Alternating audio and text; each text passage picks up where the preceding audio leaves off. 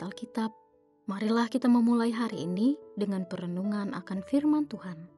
Bacaan Alkitab kita pada hari ini diambil dari Ayub, pasalnya yang ke-12, ayat 13 sampai dengan 25. Padahal pada Allah lah hikmat dan kekuatan, Dialah yang mempunyai pertimbangan dan pengertian. Jika Ia membongkar, tidak ada yang dapat membangun kembali. Jika Ia menangkap seseorang, tidak ada yang dapat melepaskannya. Jika Ia membendung air, keringlah semuanya. Jika Ia melepaskannya, tanah pun dilandanya. Pada Dialah kuasa dan kemenangan. Dialah yang menguasai baik orang yang tersesat maupun orang yang menyesatkan. Dia yang menggiring para penasihat bertelanjang dan membuat para hakim hilang akal. Dia membuka belenggu yang dikenakan raja-raja dan mengikat pinggang mereka dengan tali pengikat. Dia yang menggiring para imam bertelanjang dan menggulingkan yang kokoh. Dia yang membungkam orang-orang yang dipercaya, menjadikan para tua-tua hilang akal. Dia yang mendatangkan penghinaan kepada para pemuka dan melepaskan ikat pinggang orang kuat. Dia yang menyingkapkan rahasia kegelapan dan membawa kelam pekat kepada terang. Dia yang membuat bangsa-bangsa berkembang, lalu membinasakannya, dan memperbanyak bangsa-bangsa, lalu menghalau mereka. Dia yang menyebabkan para pemimpin dunia kehilangan akal, dan membuat mereka tersesat di padang belantara yang tanpa jalan.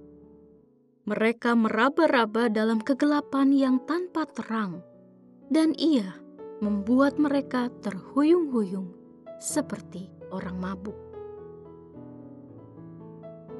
Sahabat Alkitab, di bawah cakrawala yang terbentang luas, manusia mendongakkan kepala, berusaha memahami rahasia alam semesta.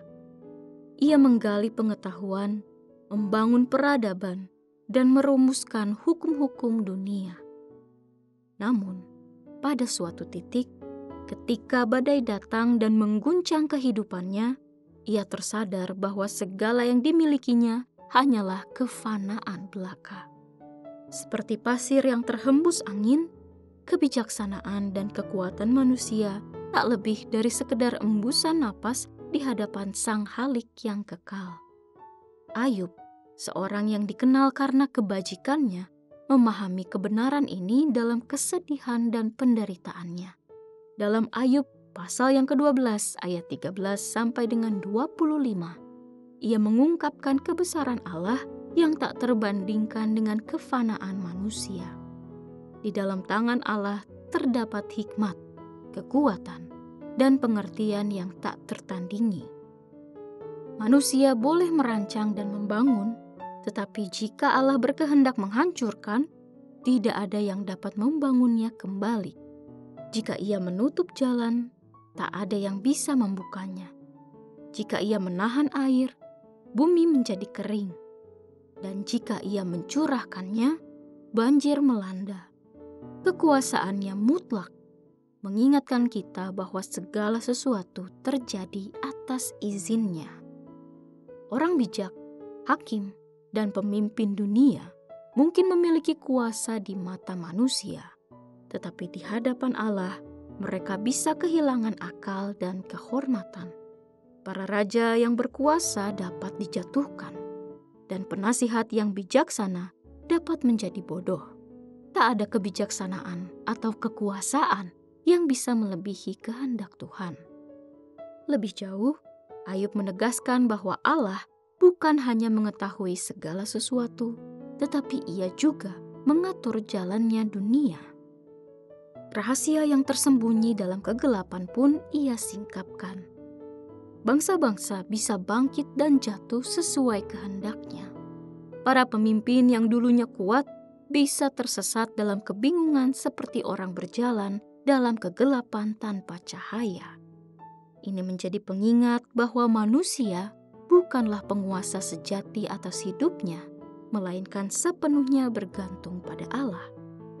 Sahabat Alkitab, Sadarkah kita bahwa seringkali kita merasa mampu mengendalikan segala sesuatu sesuai dengan mengandalkan kecerdasan dan teknologi?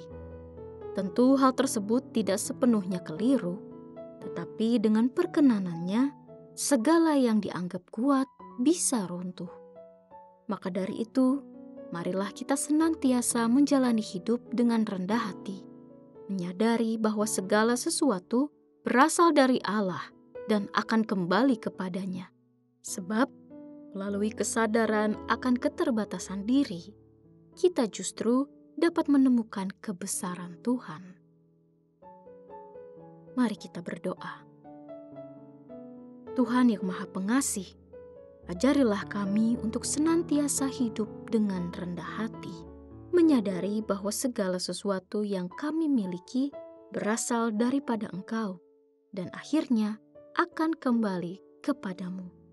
Biarlah kesadaran akan keterbatasan kami membuka mata hati kami untuk melihat kebesaran-Mu dalam setiap langkah kehidupan kami. Di dalam nama Tuhan Yesus, kami berdoa. Amin.